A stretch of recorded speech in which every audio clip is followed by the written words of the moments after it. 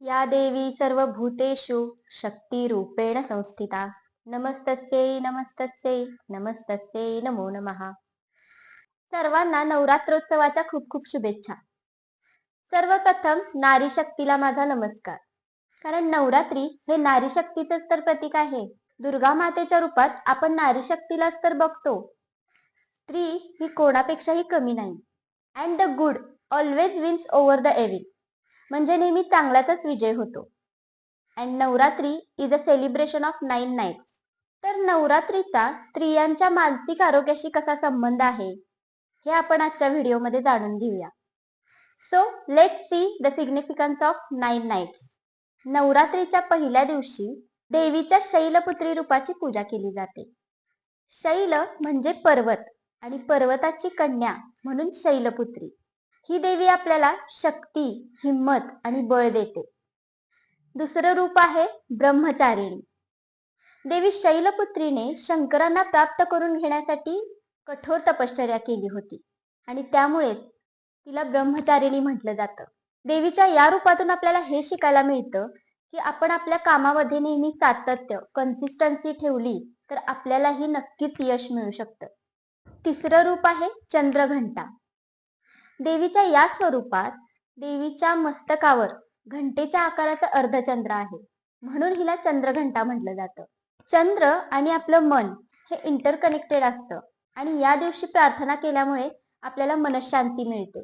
चौथं रूप आहे कुष्मांडा. कुष्मांडा याचा अर्थ असा आहे की भोपळा.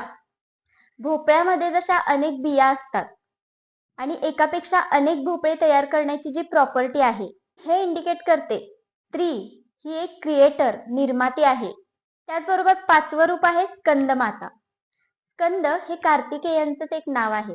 कार्तिकेयांची माता म्हणून स्कंदमाता. ही आपल्याला प्रेम करायला शिकवते, हिम्मत देते, जी की प्रत्येक आईमध्ये असते. त्याचबरोबर देवीचं सहावं रूप आहे ते आहे कात्यायनी. महिषासूर राक्षसाचा वध करण्यासाठी देवतांनी देवीचं कात्यायनी हे रूप निर्माण केलं होतं. देवीचं हे रूप आपल्याला अन्यायाविरुद्ध लढायला शिकवतं. त्याचबरोबर आपल्यामध्ये असलेल्या नर्चरिंग, केअरिंग, शेअरिंग या गुणांना वाढवतं. सातवं रूप आहे कालरात्री. काळ म्हणजे वेळ आणि रात्री म्हणजे आराम करण्याची वेळ.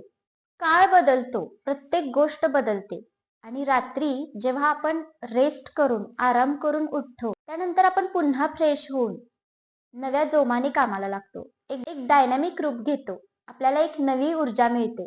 देवीचं हे रूप आपल्याला सातत्याने प्रयत्न करायला शिकवतं. आठवं आहे महागौरी.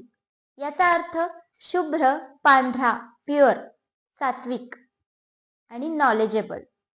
आणि शेवटचं नववं रूप आहे ते आहे सिद्धिदात्री. देवीचं हे रूप आपल्याला सिद्धी प्रदान करतं, म्हणजे जी आपल्याला लिबरेशन देते. तर 9 दिवसांची ही जी पूजा आहे, जी उपासना आहे, ती केल्यामुळे आपला जो सिद्धीपर्यंतचा म्हणजे यश मिळण्यापर्यंतचा जो प्रवास आहे तो आपण पॉझिटिव्हली पार पाडू शकतो. त्याचबरोबर नारी शक्तीबद्दल यजुर्वेदामध्ये देखील लिहिलं आहे की सा विश्वकर्मा सा विश्वयोह. याचा अर्थ असा आहे की की नारी हे जग, विश्व बनवते. ती निर्माती आहे, नव्या पिढीला जन्म देते. त्यामुळे स्त्री ही शारीरिक आणि मानसिक दृष्ट्या निरोगी असली पाहिजे. चला तर मग सेलिब्रेट करूया Navratri with healthy Navratri fasting.